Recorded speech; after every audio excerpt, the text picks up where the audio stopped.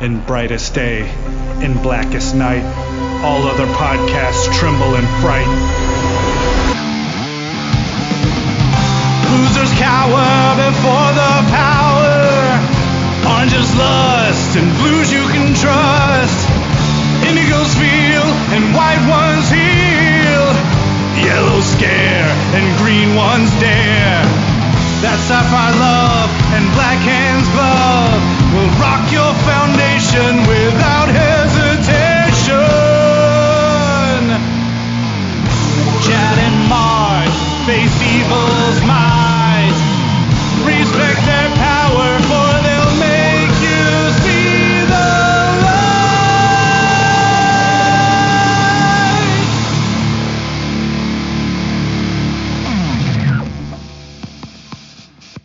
Hi, everybody. I'm Chad Bokelman. I'm Mark Marble. And this is the LanternCast. Episode 391. That's right. We are marching ever closer to 400. Are we doing anything for 400?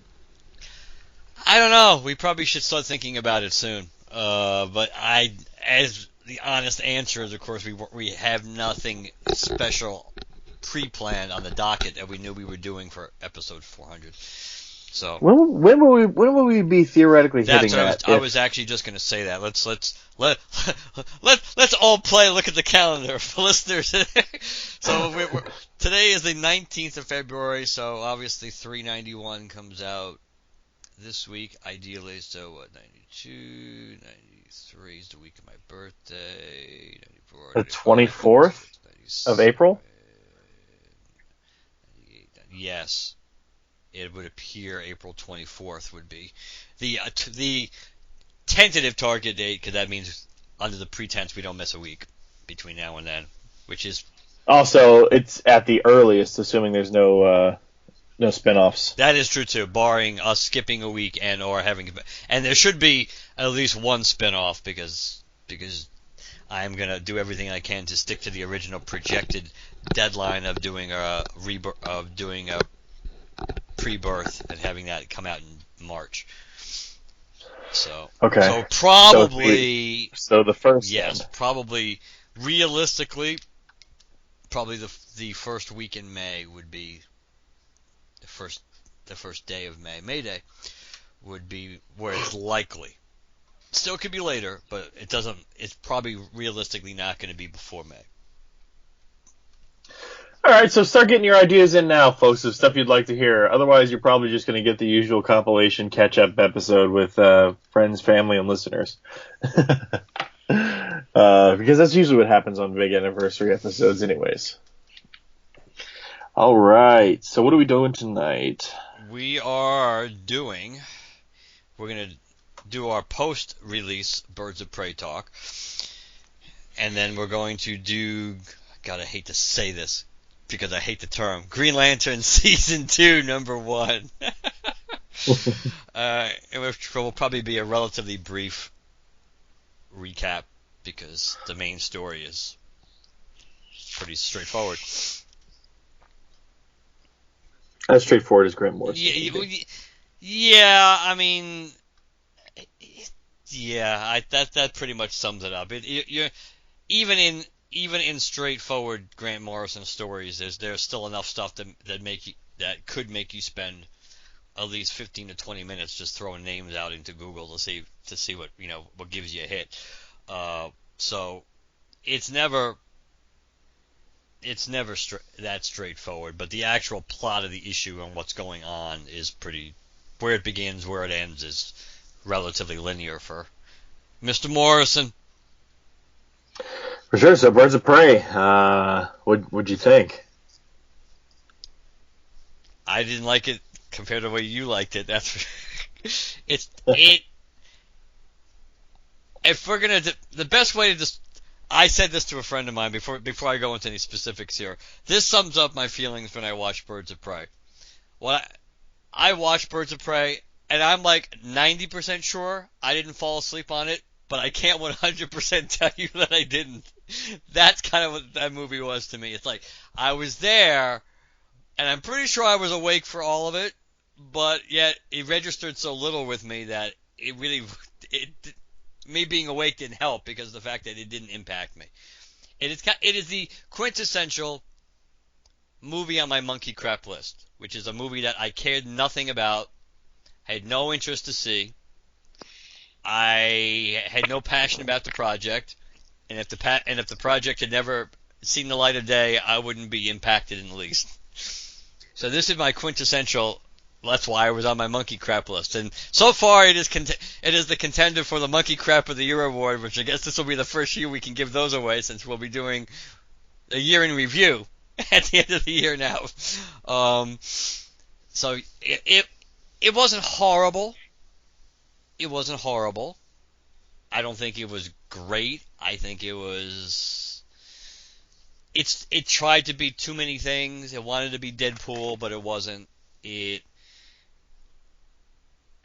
whole Huntress is barely in the movie, so I like Mary Elizabeth Winstead, and I don't know. It didn't resonate for me. It's like Ewan McGregor was good because Ewan McGregor is good in everything. It has nothing to do with Margot Robbie's performance, but whether we really needed a Harley Quinn spin-off movie, which this movie really was, and as they realized retroactively, not that I think it affected the box office at all, that they should have just named the movie, put Harley Quinn right at the top of the title instead of that ridiculous title that they had, which was way too cute. It was like, ha ha ha, we have a really unique title, but it didn't. That was stupid. It was a stupid title. It was a long title. The trailers were not good. The marketing is what failed this movie, as we'll probably talk about in a little more detail about why we think it did what it did. But those were my initial thoughts on it. On my summarizing my thoughts, I should say. I liked it better than Suicide Squad. And after I got out of the theater, I downloaded the soundtrack. So I don't know if that still tells you about anything. Those are just the facts of the situation. I could say this movie has three problems for me. The first bit being less of a focus on Birds of Prey and more on Harley Quinn, but that's not really fair because that was not the goal of the movie, obviously. So I can only fault it for what did happen in the film. So I'm not going to say it was too much Harley Quinn because that was clearly their intent. But anyways, so the two problems I had with it, the main one is I did not like the layout, the way the movie went, and insofar as they really overdid the whole, here's this character, oh, here's 15 minutes of their backstory, now continue with the story, oh, here's this character, here's 15 minutes of their backstory. That whole thing got old fast. I don't know what better way I would have liked them to do it. Maybe just tell the story linearly. I don't know. But whatever. I didn't like it. It didn't sit well with me. Maybe that's just preference, but I didn't like the way that was done. And my second thing I didn't like, which was to a much less extent, because I kind of get why they did it. But I was sort of irritated that we only got Dinah to scream once. I was waiting for it the whole movie, and obviously it came in at a good time, but it was sort of irritating that we only got it the one time. I mean, I do get why we got it, it's a whole female empowerment thing, badass women, and plus Canary can handle herself anyways, so up until that point it's not like she was really really deep in a situation where she couldn't have handled herself without it. Plus, they kind of implicate that there's maybe some baggage left over with her using it from her mother, that sort of a thing. Also, I guess the idea that she physically can't use it that frequently or whatever. So, I get it, but at the same time, I was sort of expecting more Canary cry. But, I like I said, I did download the soundtrack. I like the soundtrack. I like the visuals of the movie and not necessarily the costuming, but the colors, the way it's shot in terms of cinematography, that sort of a thing. But yeah, I just did not like the I guess that would qualify as pacing, the 15-minute backstory for each character you meet. So yeah, and I think I think that goes along with the way they decided. The narrative structure was they were really trying to be Deadpool too much in the way they were doing things and across the board. I'm not sure if that was an example of why they decided to do what they did. I don't think again how much this impacted the audience. So I'm sure it did have an impact because we've seen, in all honesty, this has had a pretty consistent impact on the box office up to this point. That it didn't help that when you think about it, like you have to go pretty far into this movie to try to find any kind of male character that was a positive, that wasn't a total piece of shit. Pretty much, I think the only male character that was 100% that you can make a case, and still you can't say 100% because of the profession he was in, but the Goomba there, the mafia guy that protected Huntress when she was a kid and smuggled her out. That's about and the other ones who helped train her and everything else. But the point is that character, who still is obviously a bad guy because of what he does for a living and it's his lifestyle, he's about the only, if you want to, sad to say, which says a lot about the movie, the only positive role model across the board. But I don't know. It was a strange movie. It seemed like if they really, you look at the way they named this movie and the whole emancipation of Harley. It just seems like, in a way, the story they should have told. If they should have been if they wanted to do a Harley Quinn movie and they wanted to change our perception of the character for her just being, tied at the hip to the Joker and basically in this unhealthy, pretty much mostly one-sided relationship. Wouldn't it have made sense to tell that story about how she and the Joker split, and basically make it her choice? She's the one who decided to end things, and that's how she becomes emancipated. Which certainly would have seemed like a good idea on paper when you were coming up with the idea for doing this movie. Now, having it released so shortly after the Joaquin Phoenix Joker movie probably would not have been ideal, considering. But from a plot perspective, when you were trying to figure out ideas in this movie, I mean, Birds of Prey really don't have that much to do with Harley Quinn in the big picture. I'm not sure about the whole Cassandra Cain being this little chubby Asian kid. I'm not quite sure what the point of all that was, and if that was the best way to introduce. Not because she's chubby, I don't really care that she's chubby, but it just seems like an odd choice to introduce that character that way into this universe, even though I know they're trying to theoretically move away from as much of a shared universe. I don't know. It seemed like it was an odd choice, the way they decided to go about this, putting this movie together, and then they marketed it horribly. None of the trailers looked particularly good. So I don't think there was not a lot of buzz about this movie as far as just general interest in this movie. The trailers didn't increase that. Then of course you don't need to have people talking about, oh, this is all about misogyny and it's like you just don't. It's like, can't you just have the movie be an entertaining movie? And if there's a message that people can take from it, or a message you're trying to get across in a movie, let people figure. There's some nuance to it. Let people figure it out instead of beating you over the head. Women good, men bad, and because at the end of the day, you're still alienating a huge percentage of your audience if you're trying to make it, if that's the point you're trying to, the not so subtle point you're trying to get across. Because you're not. What's kind of been pretty much evident at this point is that you're not going to have a successful comic book movie, or even a successful action movie with a female lead, if males are not interested in seeing the movie too. Women are not as interested in those projects to make up for the amount of the audience you're going to lose if you're purposely flipping the bird to this group and say we don't care. It's not going to work, and you should never want to do that. You should. I mean, it's just logic from a box office, from a cha-ching perspective. You should never be going out of your way to try to alienate or make half your audience feel like they really don't want my money. You're making it clear they don't want my money by what they're saying, so why should I give them my money? what this means, obviously this was a very, very poor opening for this movie. Shazam was since Green Lantern doesn't count anymore in the DCEU, that Shazam was the weakest opening since basically Man of Steel started everything over again before this movie. And this movie dramatically underachieved. I mean, it had a really bad opening weekend, and it's not going to stick around very long. There's no reason to think that it's good. Now, it's interesting that the people who have gone to see it seem to have given it pretty decent marks. I'm not quite. I can't obviously agree with that from my perspective, because I don't think the movie was. I don't think it was anything to write home about. Obviously, the critics. It's down to 79. It's pretty much the audience and the critics are pretty much in sync from a Rotten Tomatoes perspective on this movie. It's 78 critics, 79 audience.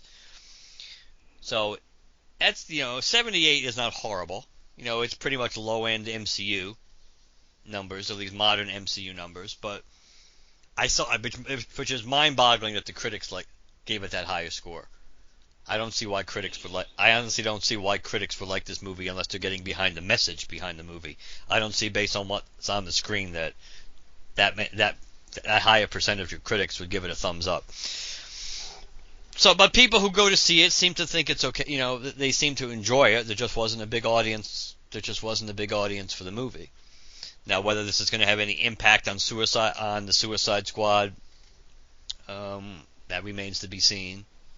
Probably not. If that, you're going to have buzz because guns on it. You're going to have buzz, depending on that's going to be dependent on the trailers too. Now, if they completely market that movie once again, it's like, oh, it's a Harley Quinn movie.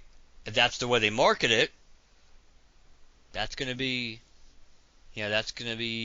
kind of debatable at this point. It's going to be kind of shaky. Just like the question about whether this movie needed to be R, which I think most people probably would agree this movie probably didn't need to be R. You probably were limiting your box office right away for that, making this movie an R when it really didn't need to be an R based on what we saw in the movie. Which relates to what Suicide Squad's going to be. Is the Suicide Squad going to be an R because James Gunn can do an R, because they will allow James Gunn to do an R, and is it necessary to do an R? Is that that could be greatly dependent on the movie that once the movie's put together, his first cut of the movie is if it's an R cut to begin with, is what's in the movie sufficient enough in the overall quality of the movie, is it going to be impacted if we cut it to a PG-13 cut, or should we cut it to a PG-13 cut? Those are things that might be answered down the road once the movie's done, but it'll be interesting to see if Birds of Prey has any impact on that, since it's and maybe Harley Quinn is just not meant to be a lead character. I mean, she kind of, as some people have pointed out or phrased it, she is a supporting character to a supporting character, because the Joker is a supporting character to Batman, and she is a supporting character to the Joker. So maybe she's just not a character that really you should be building around, or at least not make her front and center as the the major selling point in a movie. So I don't know. If they were going to do a Harley Quinn movie, they should have gone Gotham City That's what a lot Sirens. of people said to start with. That would have been the way to go, especially because of her ties there, as opposed to Birds of Prey, which it's kind of like they wanted to throw all these different things against the wall, and we're hoping it was going to stick because we have Harley Quinn in the movie. It's like Huntress, Slam, and Black Canary, and introduce Cassandra Cain, even though she's not Batwoman or anything in this movie, it just seems like there were a lot of they may not have been trying to world build across where things that were going to cross over into 3,000, and all these different DC movies, these characters were going to show up, but they clearly were doing their best to try to get this whole spin-off machine going, where they were hoping they're going to kick these characters off to do a spin-off here and do but I don't know. It's going to be interesting what the repercussions from this movie, what the repercussions really are going to be. It's not the ultimate disaster. This movie still has a shot to maybe come close to breaking even, or maybe even turn a slight profit, depending on how much money they really spent on advertising. I mean, this movie so far has, where's my total here? Has made about $147 million worldwide, and I think the production budget was somewhere like around 75 to 85 on this movie. So it depends. Again, if you use the triple formula, tripling the production budget, then they have some way to go yet. Then they have to make like at least another $100 million, which is probably not going to happen. Especially since it doesn't. Obviously, the whole coronavirus thing overseas isn't helping either.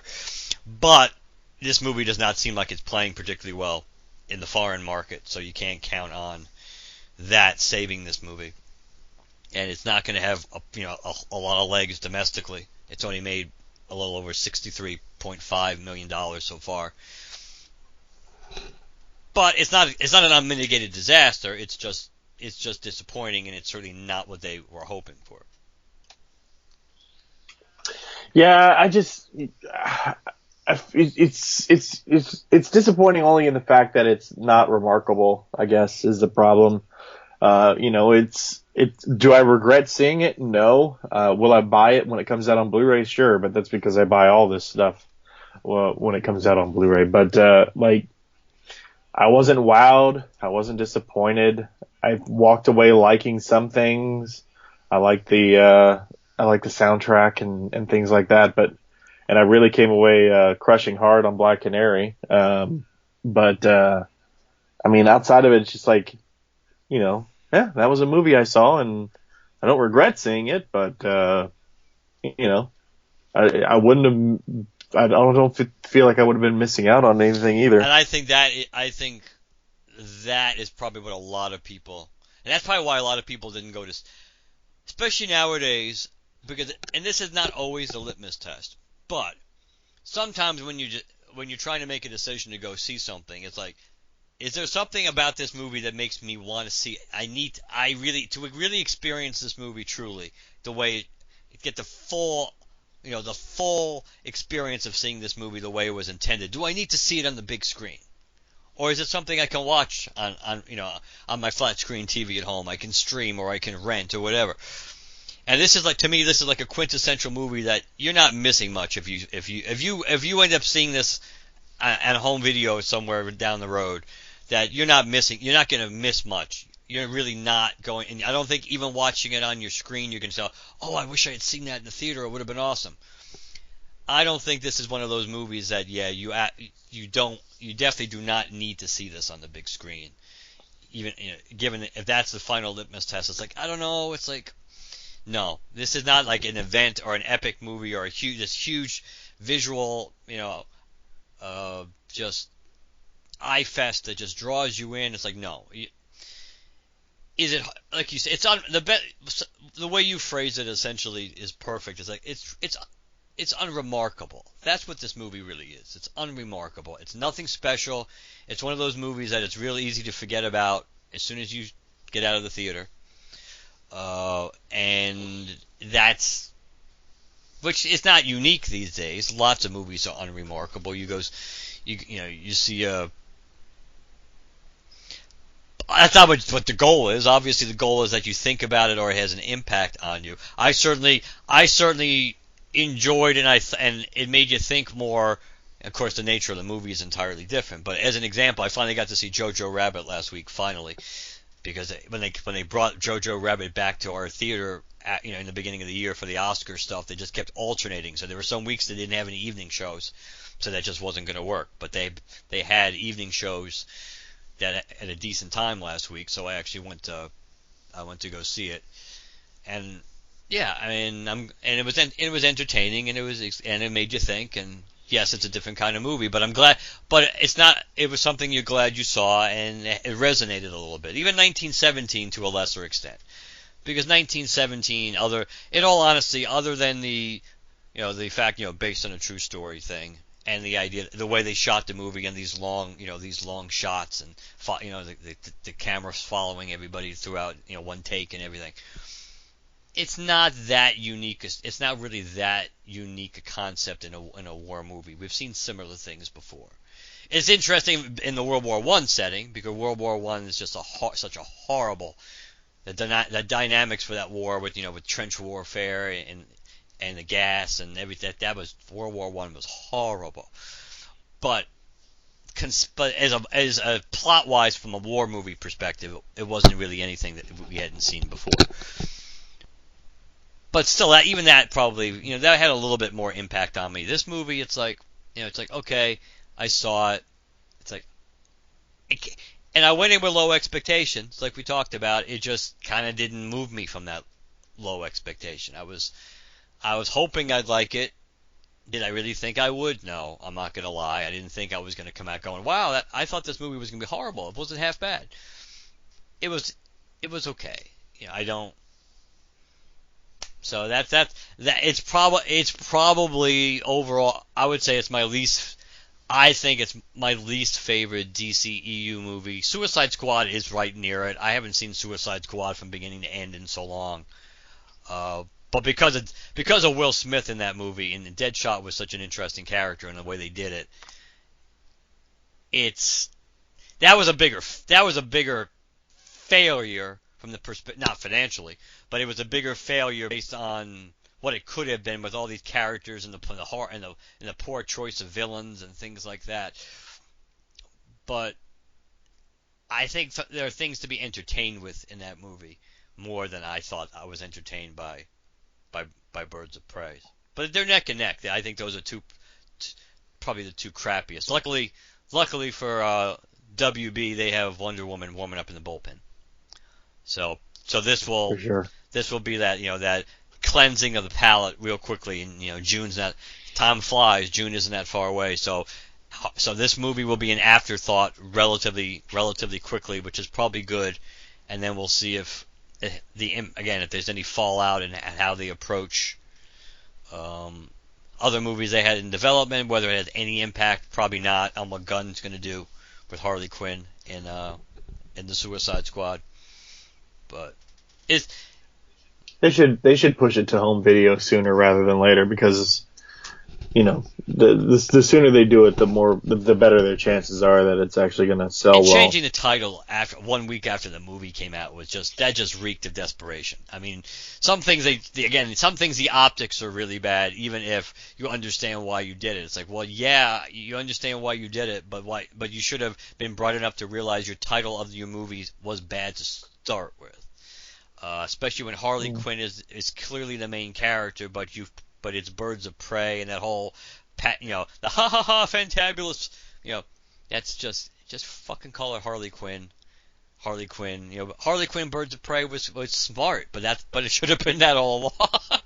But I don't think it would have had any impact on the box office, mind you. People knew what this movie, the draw for this movie was Harley Quinn, and we knew that from the trailers. It became, there was no doubt it was a Harley Quinn movie, so it just wasn't a project that a lot of people had that much interest in. So, well, maybe it would have had a slight impact on opening weekend box office. I don't think it would have changed the fortunes of this movie, one way or the other. Right? So, I think it was just a relatively poorly conceived project. And I just think it was not what Warner Brothers and DC needed. That's for sure. When they were having a relatively mini hot streak for them, because Wonder Woman did well. Wonder Woman did really well. Aquaman did pretty well. Shazam really didn't do that great. It did okay. It didn't make that much money, but most people were. Which is a shame, because it was much better than this. But there wasn't I don't think there was a huge amount of buzz for Shazam. And again, you start delving into these. I mean, people do know they do know the character Captain Marvel.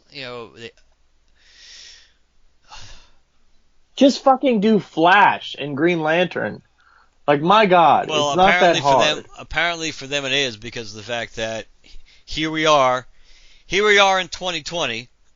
And we still, even though what Jeff Johns keeps teasing us about, we're getting more information about the Green Lantern, a Green Lantern, not comic book related stuff, which we assume is going to be cinema related.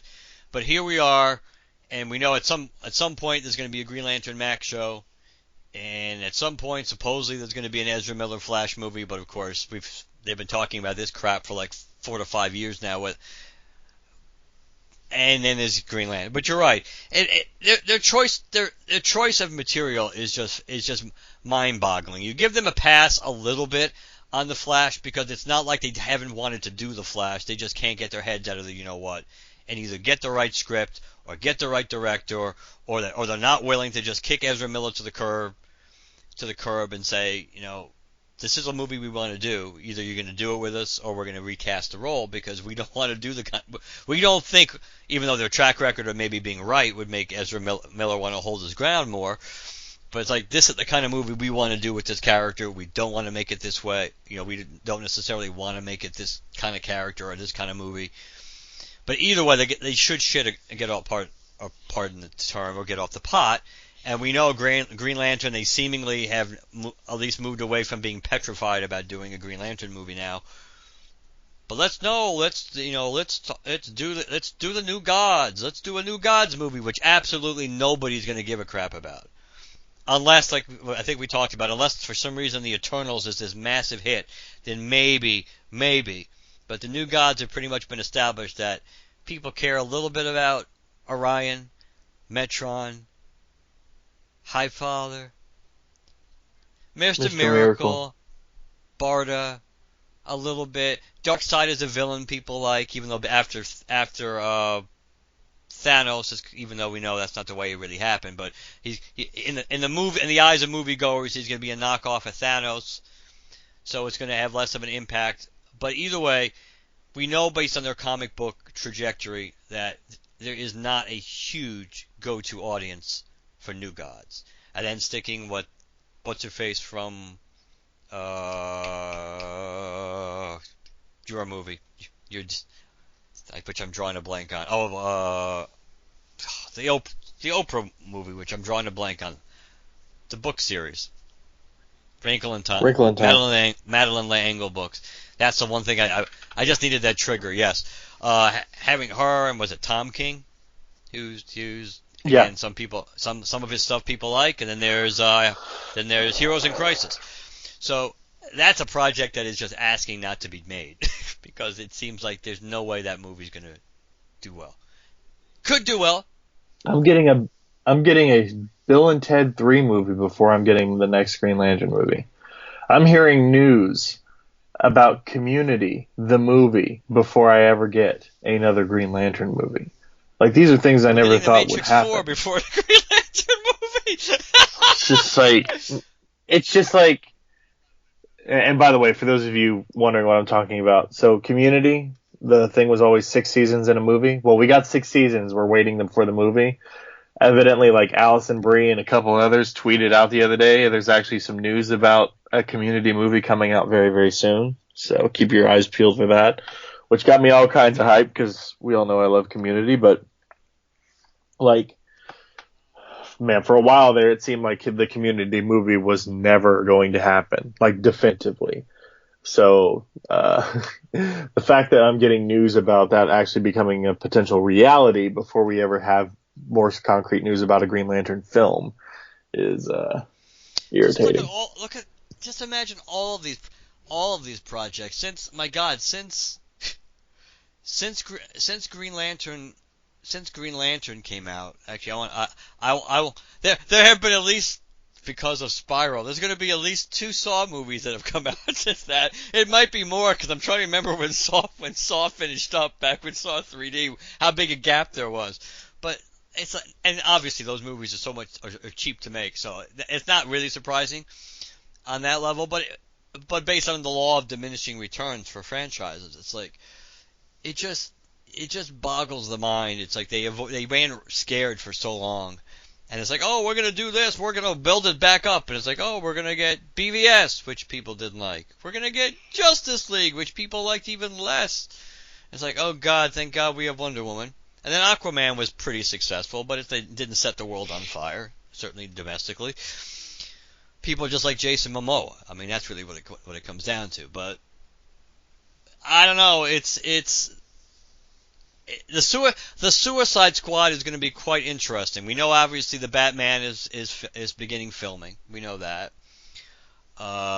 That's going to be another interesting test. Batman movies always do well, so well, it's a sliding scale of doing well. I mean, I don't think it's going to open up and be doing the Dark Knight or the Dark Knight Rises kind of money, but it'll do well. But the Suicide Squad is going to be quite interesting because first of all, people did not think all that highly of that movie, though it made a lot of money, but people feel that it's in James Gunn's wheelhouse, so there's curiosity to it.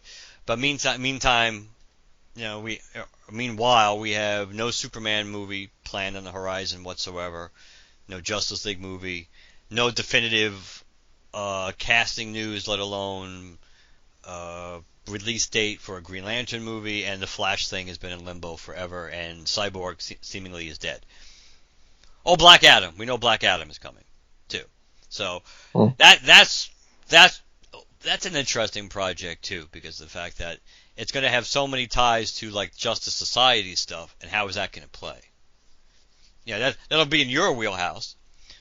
But the question is how is that going to appeal to mainstream audiences if since it's not the Justice League, it's the Justice Society, which for the most part relates to it relates to people with older comic book reading audience, or people with an extensive knowledge of the DCU to know everybody who most of those characters will be.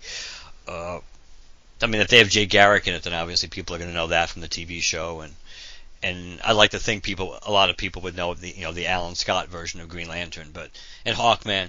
So you have some ties in from different shows and Smallville and different things that they've done, but it's not mainstream. So you're counting on The Rock, and you're counting on Black Adam being doing the anti-hero route, with Black Adam being the draw, and what's potentially to come with him either squaring off with Shazam or Superman. So, but we'll see. It's going to be based on the projects that we know will be coming out in the near future. Wonder Woman is the only one you can feel confident in that's going to be a hit. A no doubt about it hit is going to be Wonder Woman. And then the other one, there's a lot of wild cards in that. So, but we'll see. Yeah. We'll see. It's not the way anybody probably wanted this project to go, and I'm sure it's not the way. It's going to be when we're looking back at the movies for this year, it's probably going to be an afterthought on both of our lists. Probably. I still need to go see The Gentleman. That was on the agenda, but I think that's kind of fallen by the wayside now. That's another movie that did not do well at all. So I think before we completely switch off from movies, I still find it fascinating that Jumanji is still in the top 10 and still doing fairly well. Knives Out is doing still well too. But meanwhile, Star Wars is pretty much completely off the radar screen. So note to self to Sony. Looking at what's happened with both of your movies going against both of your Jumanji movies going against Star Wars, go back to the model of like 2 years ago when you opened up the week after Star Wars. Don't open up the week before. I think if they had opened up the week after Star Wars, they would have ultimately ended up making more money in the long run, I think, with this, because it had a nice opening weekend, then Star Wars came out, so you knew it was going to get wrecked. And then it took like about 5 or 6 weeks at least before Jumanji finally passed Star Wars, like on a daily basis and a weekend to weekend basis. I think it would have been a lot sooner. I think they would have been able to pass Star Wars a lot quicker, and I think they would have had a little more buzz. Since obviously people like the movie enough where it's still going to be substantially behind domestically and overall compared to Welcome to the Jungle, but the next level is at least like within like around, last time I checked, like within $80 million domestically of what the first movie did. So it's holding its own now, but I think it would have had a bigger hold. I think it would have done a little bit more money. But it's just amazing how quick Star Wars came and gone with again with very little impact. You could almost make the case that movie was unremarkable based on the feeling it left people at the end, considering it was supposed to end the story and you should feel a certain way when it ended. That it kind of was, oh, okay. So. All right, ready for Green Lantern #1? I reckon. I'm gonna do my best with this. I read this issue tonight, so this is gonna be basically my second full walkthrough on this issue. So Chad's gonna be my safety net, because I'm gonna try to hit the major points on this. If there's some specific things that I don't mention or gloss over, then that's where Mr. Bokelman will probably jump in. So yes, this is Green Lantern Season 2. Number 1. I'm not sure about the tag and the title. I mean, Space Cop Hal Jordan leads the search for the next generation of cosmic immortals. Somehow you would think, oh, I don't think you'd want a space cop leading the search for Anna. I would have even preferred Interstellar Lawman there. Maybe go back to that trope from quote unquote season 1. Interstellar Lawman. But the cover is kind of cool with these funky looking new Guardians, we assume, because Young Guardians is the issue, and the cover is titled hovering in the background, and you have Hal Jordan flying off with serious intent. I like the art on the cover. I don't like, again, I didn't like the description, but I think the art's pretty cool. It's a cool cover. So now we deal with, this is such a weird scene, not just because we have so many friggin' lanterns that we're not going to know. They go out of their way to make some of these really obscure lanterns, and we're not surrounded by a lot of familiar faces. Let's put it this way on this big splash page. When I guess this is what we would call the dress uniform of the Green Lantern Corps. I don't know if I'm a fan of this look. What do you think? I mean, it makes sense with the art style. That part is true, but it's interesting seeing Hal in his dress uniform. He's standing before the Guardians along with Lantern True, the Zudarian, and God, I gotta be honest, I do hate the design of these Guardians. These are funky looking Guardians. I hate the fact that if Ganthet and Sade and Raimi are all in there, you have no friggin' idea who's who, because they look so... You can kind of tell the difference between the males and the females, kinda. At least in these uniforms, it's still a little harder. But was never a huge fan of the uniformity of the Guardians. I know that was part of the shtick. I get it, but there always was at least somebody who kind of stood, almost somebody who stood out all the time. And that just does not look like the Guardians to me.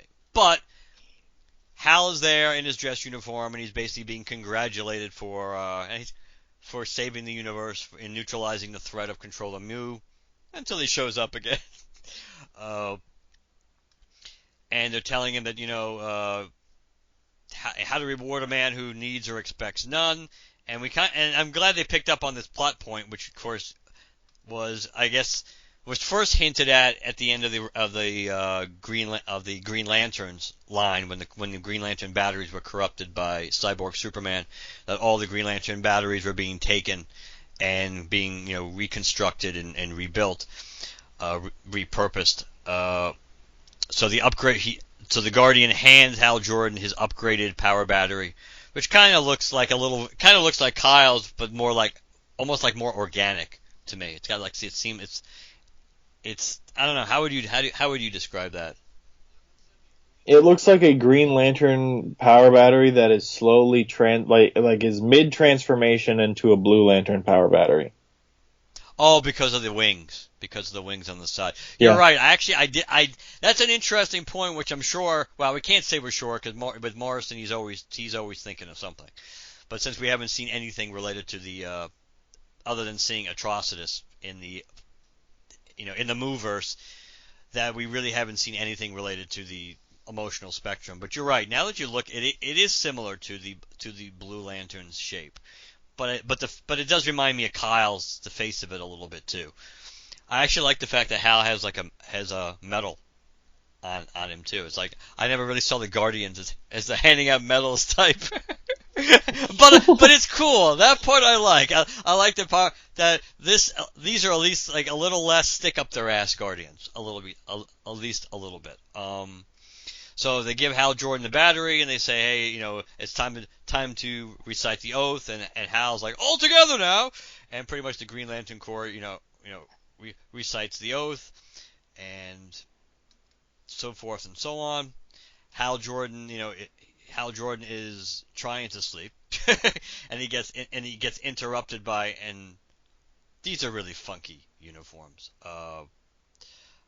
The Guardians come to him in these weird, like almost like uniforms out of Prometheus in the Alien prequel, and they kind of speak to him and saying, "Hey, the time has come. A new reality dawns, and we elders must depart." And and Hal's like butt naked here, which is kind of funny that he's trying to cover up his junk because he's getting all this background as these Guardians are hovering over his bed, and it's like we thank you once again. Wow, he gets thanked like twice in a short period of time. Make a note of that. It's like the Guardians of the Universe thank you once again for your long and distinguished service in the Corps, and we thank you for all the good you've done. And it's like a great rebirth is imminent. The Cosmic Grail has awoken and summons us to fulfill our destiny laid down since the days of Krona. Then this drifts into Morrison babble. For now, like we depart to fight the Ultra War, a conflict shadowed here below as the Multi-Crisis. And I do like the way Hal looks here. They do a good job at making Hal look pretty like disheveled, like he just woke up. And it's like, but the Cosmic Grail was a sham, it wasn't real. But it's like, but this is a new reality. The sham is what is real.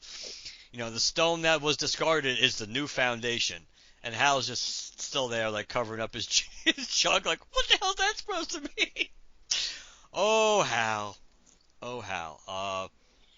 What did you think about this next splash page when they have the the Interplanetary Law Enforcement Symposium? That's conceptually, I think it's cute. It's like they're having this big law enforcement convention on Oa. Where it's like they're all staying at a Marriott or a Hilton or something. I do think and of course now we get Morrison being Morrison because he names drop. He throws in a whole lot of names. I know some of the characters that get mentioned in this issue were from Mystery in Space, I think. And speaking of Mystery in Space, do you recognize Adam Strange and Alana over there? And then at the very, very bottom, the bottom left, that is Grant Morrison at the bar with Liam Sharp standing next to him. Hold on, is it? Yeah. Oh, you're right. Now that I'm seeing that, I was too far over. I scrolled. You're right. That makes sense. Yeah, that's not very subtle, but but nice. I like that. So basically, all these like I said, it's just basically a law enforcement convention of all these different space cops, essentially. Hal gets sent to, and before Hal gets sent on his way, he deals with Rick, as he's going to be nicknamed in this, who basically he's like salt, right? Isn't that what we find out? He's like almost like a living salt crystal. Yeah, he's a living crystal. Yeah. I do like the fact that he keeps wanting to demonstrate the crystallizer, and he talks about how to his crystallizer is unique, and they got 5 different law enforcement settings, and it's like setting 1 is only used in emergency. He is kind of an interesting character, and it's like I feel bad for him because nobody seems interested in seeing him demonstrate his crystallizer. And Hal pretty much gets sent to see what he interacts with Jon Stewart briefly and Jessica Cruz, and Jon tries to cajole him a little, like, hey, you should come back to Earth, go see the Justice League, blah blah blah. And Hal's like, Earth's kind of like, it's like in my rearview mirror now. It's like I kind of need to be, I need these wide open spaces. That basically he belongs in space. And Jessica's kind of pointing out, hey, I hate wide open spaces. We're like yin and yang. And Hal's like, they just have this discussion, and Hal's, as we see it, there's a point to this at the end, but Hal pretty much just doesn't really care because it's like I got, I have work to do, and he gets to see what. Now, this is not Sade, right? As far as we know. No. But yet it's a female guardian who is still did not go off with the others. And Hal is sent to go see her, and she points out, because Hal's kind of confused of why they had this whole symposium. And he said, well, our plan is to induct a number of new lanterns to the Corps, so they kind of figured that some of these local space agencies might have some valuable recruits. And she goes, the time has come to seek out replacements for our departed guardians. And he's like, replacements? It's like, wise immortals just don't grow on trees. And she's like, true, they do not. This was kind of pushing it. It's like, they grow in body orchards of Mother Juno on the planet Maltus. Mother Juno. I said Juno, you're right. There were reasons why I said that, but it's irrelevant. Mother Juno on the planet Maltus. It's like, your trip has been arranged and your partner assigned, and Hal is typical Hal, it's like I'm just going to Maltus, I really don't. I know where it is, all the stuff. It's like, I don't really need a partner. And she's like, well, there's, the unrest is, there's unrest on Maltus, to put it mildly, and Hal's like, oh, I can deal with this. And basically he gets assigned Special Officer Rick, who gets assigned to be his partner in this. And Hal's not overly impressed with being assigned a living salt crystal, and Hal's thinking he's got to babysit, and so he's really not thrilled with this partnership. And she points out, oh, one more thing, Maltus is pretty much, everything can collapse into neo-barbarism, so be on your guard. Just what you want to hear, right? So we cut to sector 3001 in Maltus, where you see like these like cyborg ape like creatures that are attacking, and we find the assistance of Mother Juno, who they don't really suffer a good fate here. The apes end up kidnapping Mother Juno, but she basically she plants the so-called seed, which we will find out relates to the the replacement guardians. Hal and Rick show up, and they find out that that they're too late.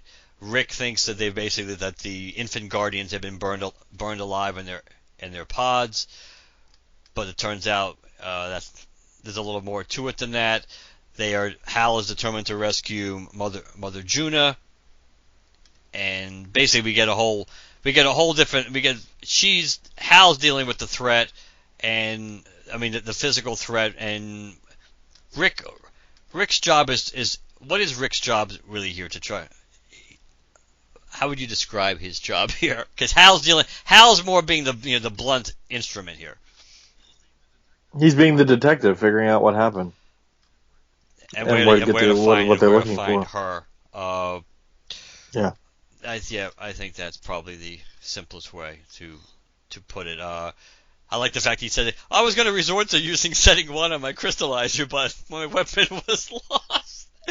So we could have seen what it would do in emergency situations, but, and Hal points out, hey, it's like, Hal he uses his ring and some of the powers of the new battery to basically de-evolve some of these creatures that have evolved on Maltus to a much more innocent and less problematic state. And this is when we kind of get the reveal from Mother Juno that basically none of this is mostly a show, that she was never really at risk, that basically what her role is on Maltus, that it's almost like she's a high evolutionary to a certain extent, where she develops these species, and she sees how, and the Guardians approve of this, where she basically is developing different societies of different, and different species just to see how they rise and fall and learn from it. So she ends up pulling out that seed that was going to be had the DNA and everything of the was going to be the young guardian. She puts it in this device, and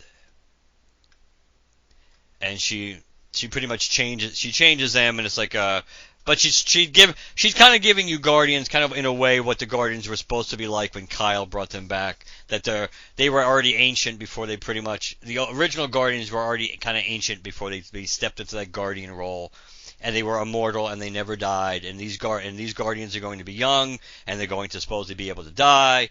So they're not going to be immortal, we assume, and they're going to change, and they're going to feel, and they will will their own future, and boom, that pretty much will be the young Guardians. We end up back on Oa, where the female Guardian who's left, says that there inevitably comes a time when we must step back and make way for the new. Welcome then our young Guardians of the universe. Their word is law. Their judgment is absolute, which is a cool splash page. Kilowog looks awesome there. I thought that splash and Stell, and so at least we get at least a few of the ones that we know as well. And plus we see Rick in his Green Lantern uniform, because Rick has been basically, this was a testing ground besides the genetic testing that they did on Maltus. This was also a testing ground for Rick as a Green Lantern recruit. He was being sent on basically an audition, and he succeeded. Now, of course, the young Guardians, we get a look into their thoughts, and the young Guardians are pretty much, they make it clear they're not happy with the way things have been handled. They're not happy with the methods that the Green Lantern Corps have used, and they're under review. They understand why it's been this way, but they also see why and how how we know what will be, and they basically they point out there's a serious event going on Throne World Chronaltine in Sector 2814, and there's going to be repercussions across the entire sector. There's a perpetrator that's on the run that killed the Green Lantern with their bare hands. And we know where the killer has chosen to hide, and basically Hal gets given the assignment, because your home planet of Earth is in danger. It's like you must transfer there immediately, and the look on Hal's face is priceless, because he's not thrilled with this at all. Then we cut back to Earth, and kind of like a throwback to even either not just the Hard Traveling Heroes era, but even like the Parallax View era, when Hal's like with his duffel bag, hitchhiking, thumbing it, and he gets picked up, and it's like, basically Hal's so lost, like he doesn't know anything, he doesn't know who the president is, he doesn't know anything else, and the truck driver's like, hey, you look like somebody that's been away for a long time. It's like, hit the pedal and I'll tell you a story, take me to the nearest bar. And that's the end of this issue. So this issue is actually not just the last page, the entire issue is actually a throwback to Hard Traveling Heroes, which makes sense. There were elements, yes, I would say I picked up on even throughout the issue, but there was one in particular, just a character, Mother Juna. Mother Juna is from Green Lantern Green Arrow number 81, and that is the cover, if you've ever seen it, about a overpopulation, and it's Black Canary, Green Arrow, and Green Lantern all just sort of falling through bodies of people on the cover.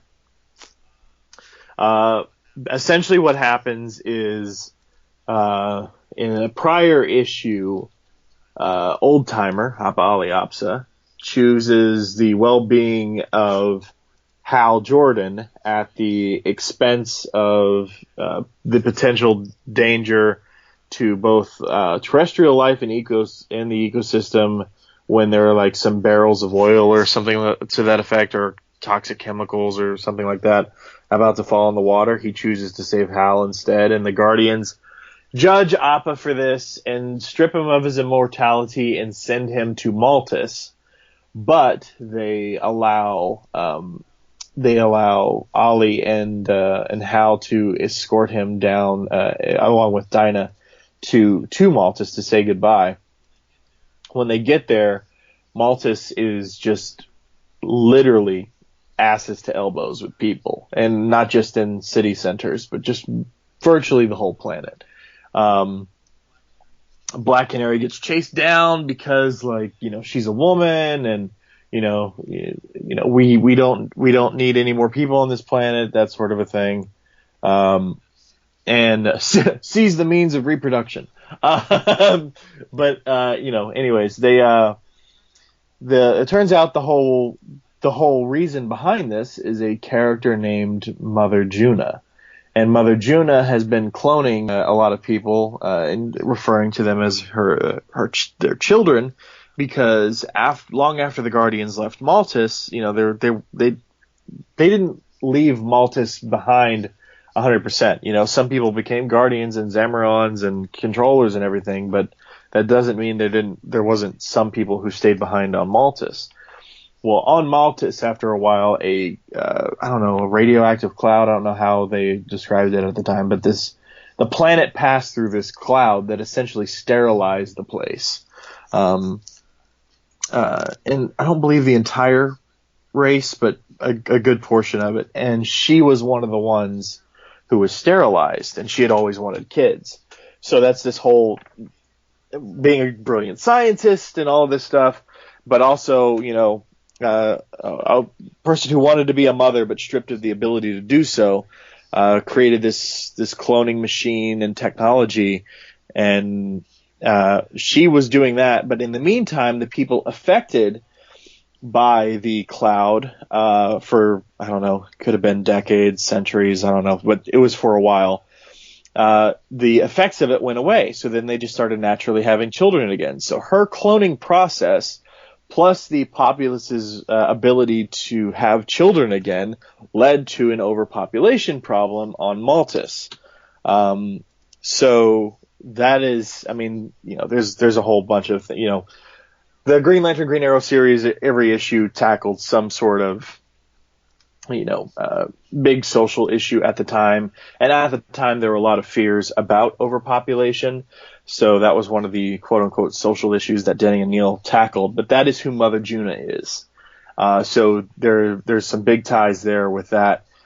I'm also wondering too, with the heavy involvement of Guardians here, and some big pulls from Green Lantern, Green Arrow that are happening, especially the fact that you end up with supposedly the main crux of maybe this season 2 is Hal back on Earth, and the very first scene of him back on Earth is hitching a ride. I'm wondering how much deep diving needs to be done into Green Lantern, Green Arrow, and maybe we need to start thinking about the possibility of Appa Ali Apsa coming back. Talk about a character that's way overdue. For sure. We haven't speculated about him coming back since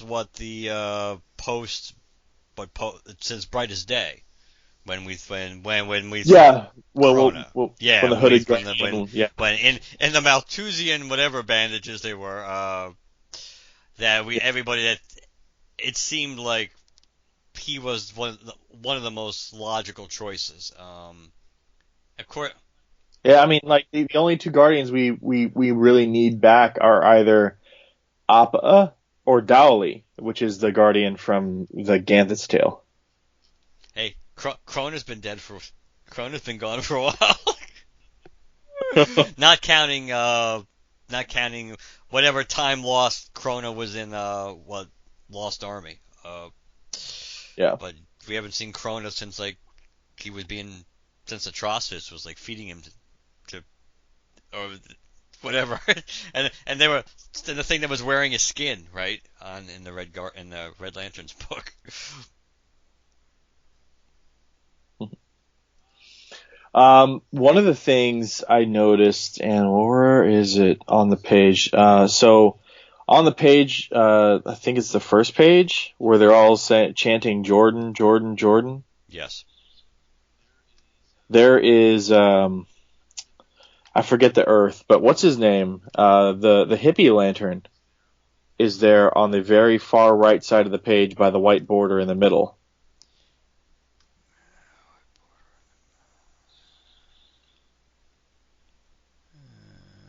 Hold on.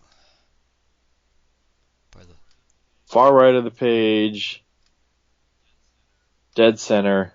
I mean, I'm talking far right of the page. Oh yeah, you're right. But they put the sunglasses on. You're right. Mm-hmm.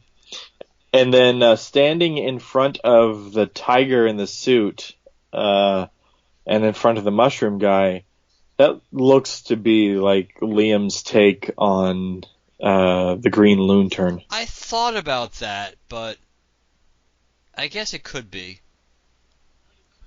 I mean, it could be. There's no reason why he wouldn't be allowed by a company that's owned by the WB to, to draw straight up Daffy Duck. But like, I don't know. Maybe there's a coloring mistake, or they just decided to make it more subtle.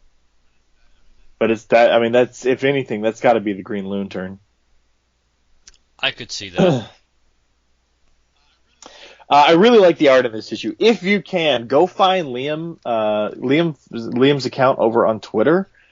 He posted a lot of black and white images before this thing went to the colorist, and holy shit, is there an ass ton of detail on those pages, and more so than you're going to see in the actual issue, because obviously, if you're not already aware, the comic art page when the artist is doing the actual pages is would you say, Mark, double the size of a regular comic page? What's the actual dimensions? Do we know what the actual dimensions are? But you're right, it is substantially bigger.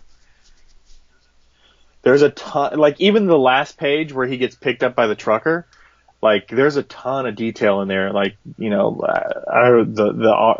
arm hairs on the guy. Like there's just, if you can find Liam's, and you should be able to find it pretty easily. Go to Liam's Twitter account and find those pictures, because that's there's a lot of detail in this stuff. So Liam really killed it with the art. His art is still not 100% my style, but he's obviously growing on me, just in terms of just being exposed to it, the amount of detail he puts in, some of the sort of artistic references he makes and styles he sort of embodies. I think his style works really good for what Grant is trying to do, and at least in terms of tone, and in terms of what eras that Grant is pulling from here. So Liam's a good fit for Grant in that respect, in the story that he's telling. But yeah, this one was pretty straightforward. I kind of like, I do, if we're comparing apples to oranges here, and comparing, issue 1 of season 1 to issue 1 of season 2, I think I'm set up to like season 2 better than season 1. We'll see. We're only one issue in. We'll see. But I've been saying for a while I want Hal back on Earth. So and it looks like Liam is or Grant is heavily pulling from the Hard Traveling Heroes era. So a lot of the various things he's doing here, introducing some new Guardians, and these Guardians are supposedly capable of emotion, and things like that. A lot of this seems up my particular alleys. So I'm willing to give this one a little more of an open mind here, I guess. No, I think the way this season is being set up this year and is being set up is, I would agree. I think it seemed on the surface it would appear that it's more up my alley. But we'll have to see what he does with it, and we'll have to see what his adventures on Earth are really going to be like, and we also have to see how it's going to work. Because I did read something that we're supposedly only getting like 8 issues now instead of 12 in this season. Which I didn't hear don't that. know if DC. I don't know if it's been 100% confirmed, but I'm pretty sure I know I heard that somewhere. But that, and some people are speculating that relates to the the generation books that are coming, the different waves. Yeah. Which again, some people suspect that means that Hal's not going to be Green Lantern at some point soon, which we'll see if that happens. But I don't like the idea that this if it being shrunk down for 8, especially if Morrison really wanted to do 12. I mean, that's kind of ballsy to the guy want. Like, hey, you have one of the best known writers out there and best respected writers, even though yes he can be maddening at times. There's no doubt on this book, and he seems enthused about it. And he's got a story to tell. It's like, no, we're gonna cut 4 issues out, or we're only gonna make it 8. Well, I mean, doesn't mean we're not gonna get the rest of those stories, but we also don't know what's coming down the road. But that makes me a little concerned, especially because that kind of adds fuel to the fire. That hey, we could have had 3 more issues if we didn't waste it on that Black Star stuff. We still could have had an 11 issues quote unquote season, even if we had just gone straight into it. Give us, including an annual or a double, give us a special or something if you needed to tell a story, but not. But either way, I am on board. We'll have to see that. We'll have to see how it goes. But yeah, I'm a little more.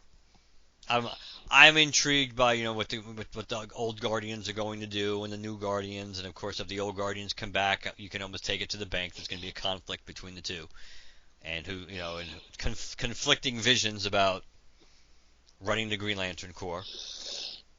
So that seems almost inevitable. For sure. I think that's going to do it, guys. There was a couple of things I wanted to mention before we wrap up the episode. You guys all know I'm going to Emerald City Comic Con in March. I just one of the few times I wanted to remind folks. I will be there. I will be having a lot of fun, taking a lot of photos, doing a lot of things, just kind of hanging out in the city and doing what I can there.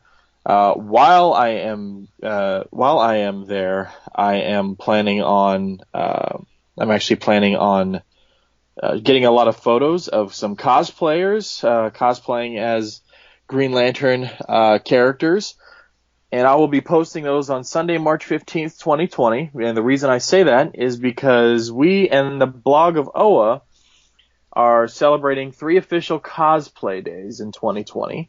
So if you or someone you know cosplay any Lantern-related characters, hero or villain, post a photo to Twitter on these specific days using the GL80th hashtag. That's Sunday, March 15th, Sunday, July 26th, Sunday, October 11th.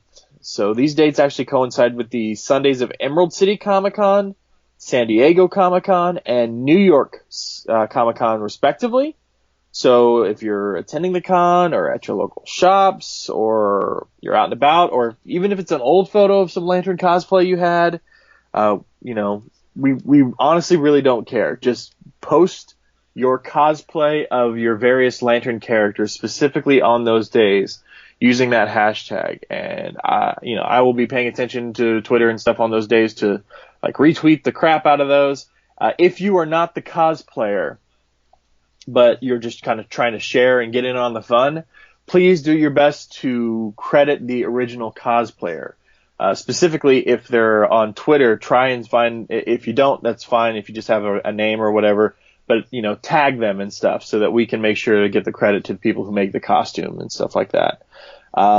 The last thing I wanted to say is because it's newsworthy. DC announced that they, on May 20th, will be releasing the Green Lantern 80th Anniversary 100-page Super Spectacular.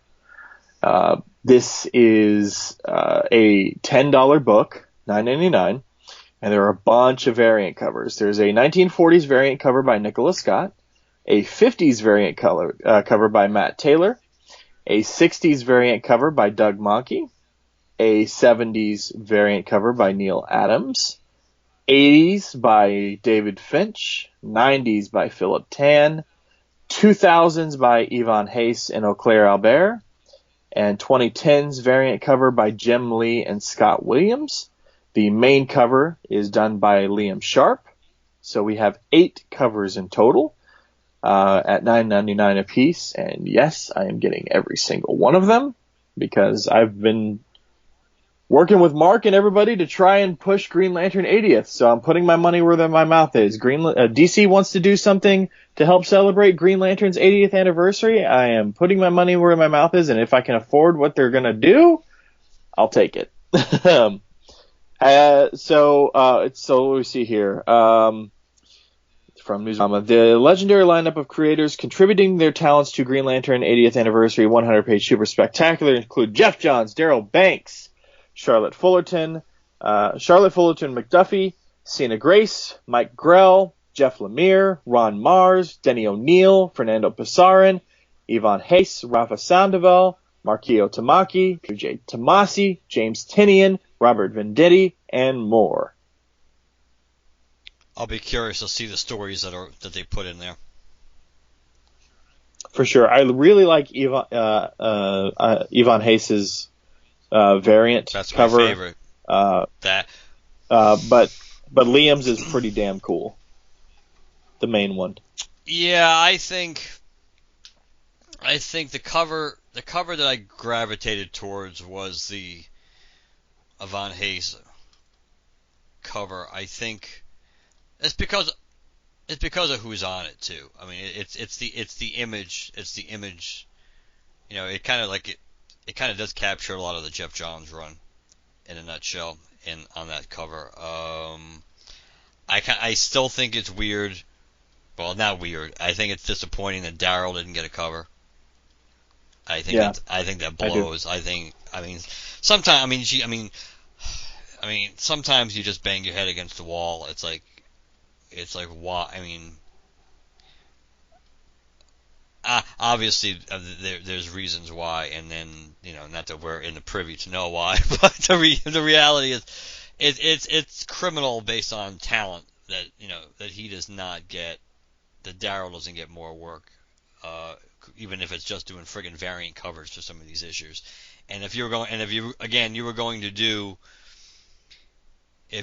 do covers that were supposed to cover different eras or just decades that fit into the 80th anniversary or whatever, obviously Daryl Banks would be the 90s in almost everybody's head when it comes to drawing Green Lantern. So Daryl should have had a cover. So I do think that's disappointing.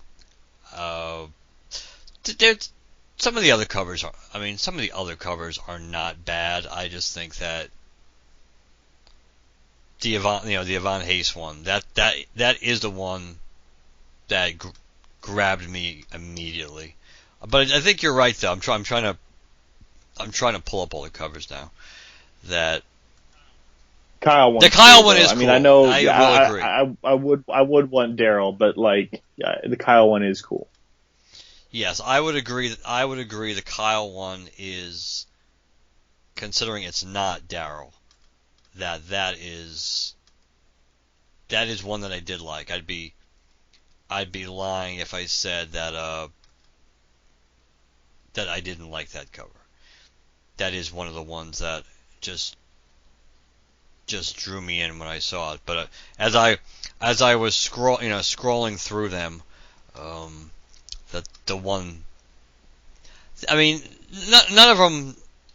none of them are horrible, certainly, but I think that there's certainly some that stand out, and we are pretty much in agreement, the fact that about which ones that we think are the standout anyway. Are you gonna go crazy like me and get all 8? The odds are no, but because I have to see what stories are in them too. I mean, I'm looking at some of the covers now. The Monkey cover isn't bad, but it's that black hand looks freaky on that cover. Yeah. Oh yeah, it's Monkey. And let's see, the John Stewart, Hal Jordan cover looks cool. That's cool. That's the Neil Adams cover, right? Yeah, that's Neil Adams. You can't tell. No, I I could tell by looking at Hal. I could tell, yes. It was kind of rhetorical, in all honesty, but I do remember when they were giving the different artists that drew it. Because now I'm just looking at the pictures. I'm at the solicitations cover gallery. It's not giving me the breakdowns. The Guy Gardner one sucks. They could have at least given us a better version of Guy Gardner. Kyle is cool. Nicholas Scott. Is that the one with Sinestro? Or is that the Kyle one? I think the one with Nicholas Scott is them all lined up together on the front. Oh, that one. Yeah, just facing the reader. Yeah, that one's not bad. I think. Hey, they got to actually have Abin Sur there. Mm-hmm.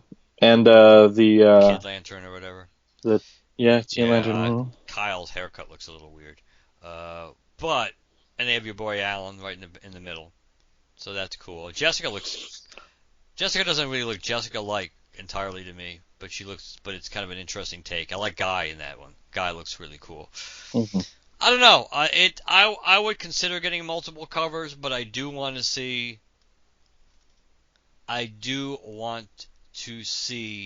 what the stories are first. So because if there's a lot of stories in there I don't really like, and or tons of stories that I already have, then I'm probably not going to be overly motivated to buy multiple covers. But we'll see. I'm going to leave that one up in the air. Actually, I wonder if they're going to have I wonder if DCBS is going to have almost like a package of those. Probably not. Be curious to see. They probably don't. If they do, somebody let us know, because I'm buying them all, but if I can save money, I'm spending $80 on one comic before taxes is whatever. It's probably too soon in the day for these. It's probably going to be another week or two before they would have these listed. But I'll be curious to see when they list all the covers to see what the cover price is, because that might be worth, if I do decide I want to get all the covers, that might be something worthwhile too, potentially, if they had a package deal, to be able to get them all. But basically, I guess that means when we see it in previews, that means it'll be on DCBS. Right. Yeah. When DC, it's been the sad part is I would normally know this because when I used to order from DCBS religiously back in the day. Back in the day when we had tons of Green Lantern merchandise, and I was getting, a lot of power batteries and busts and a lot of things from them, that I would know exactly when because the current pre-order month is February. So that would probably mean that it's the February previews. Right? That's what it is. The February previews which might be for the April. Maybe that's for the April solicits. Maybe or something. Maybe. Yeah, because I actually went through several issues of previews while I was in Dallas this past weekend, just so I could add some stuff to my. I'm going to buy this when it comes out and this when it comes out, just to give myself some reminders on my phone so I know when to go get stuff. And yeah, I have stuff in here throughout the month of April. So probably, if I do remember correctly, it might be like the first week of March. It might be the first week of the month is when they update to the next month's previews orders. So that would be the time. That's probably going to be the time to look in the beginning of, or maybe around somewhere between the 2nd and the 5th, somewhere in there. I think that's kind of when traditionally they did update and they swapped over from one previews to the next. So that would be the time that we could go out and take a look and see if they do offer any bundle, and if not, just how much, what the covers are. So for sure. All right. If people want to reach us, how can they do that? LanternCast@gmail.com. The website is LanternCast.com. We are on Twitter and Facebook, so if you want to follow us, you can use hashtag GLCast to locate us. We are on Apple Podcasts, Spotify, and Stitcher. So wherever you leave us, or listen to us, leave us a positive review. And last but not least, if you'd like to leave us a voicemail, 708 Lantern, 708 Lantern, and let us know what you think. All right, guys. We'll talk to you later. Good night, everybody. Good night.